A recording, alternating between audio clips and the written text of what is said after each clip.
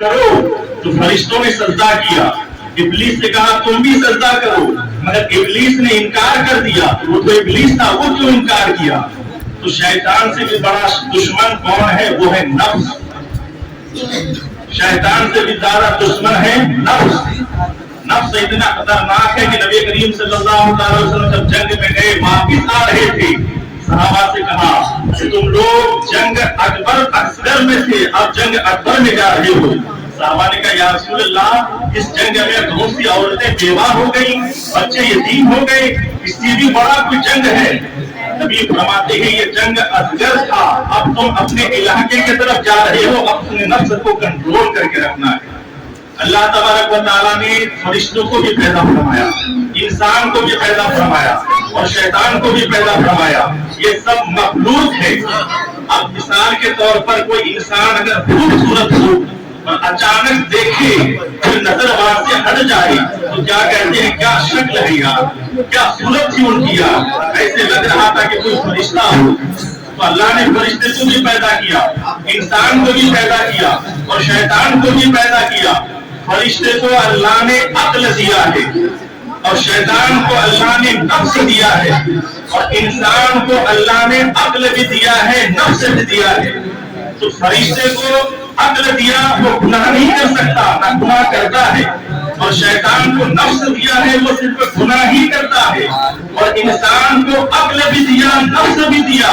نبی فرماتے ہیں کہ عقل کے ذریعے سے جس نے نفس کو ہرا دیا وہ فرشتے سے بھی افضل ہو گیا۔ تو انسان کا سب سے بڑا دشمن کون ہے؟ نفس۔ نبی فرماتے ہیں حدیث کی تفسیر میں ہے کہ عقل کے ذریعے اب نفس کو اگر تم نے مات دے دیا، نفس کو تم نے ہرا دیا تو تمہارا مرتبہ فرشتے سے بھی افضل، فرشتے جیسے نہیں بلکہ فرشتے سے بھی افضل۔ کب؟ جب نفس کو ہرا دو گے، جب نفس کو گرا دو گے، جب نفس کو کنٹرول کر لو گے۔ جتنے بھی اولیاء اکابر ہیں وہ نفس کو اتنے کنٹرول میں رکھتے ہیں جس کی کوئی انتہا نہیں۔ اللہ تبارک و تعالیٰ نے عقل بھی پیدا کیا، نفس بھی اور شیطان بھی۔ اس کے بعد اللہ نے فرشتوں کو بھی پیدا کیا، انسان کو بھی، شیطان کو بھی۔ لیکن اب دوسرے روایت میں یہ ہے کہ اللہ نے عقل پیدا کیا اور نفس پیدا کیا۔ اللہ نے عقل سے کہا کہ تو میرے بارے کیا کہتا ہے؟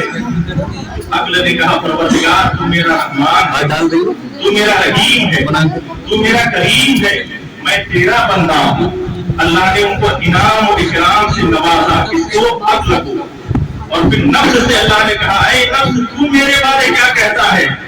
نفس نے کہا انتا انتا انا انا، تو ہے میں ہوں۔ اللہ نے حکم دیا نفس کو فرشتوں اس کو 100 سال تک جہنم کی آگ میں جلاتے رہو۔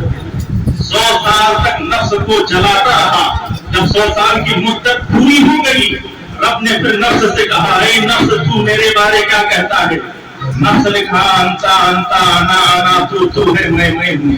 پھر اللہ نے حکم دیا 100 سال تک نفس کو جلاتے رہو۔ فرشتے 100 سال تک نفس کو جلاتے رہے۔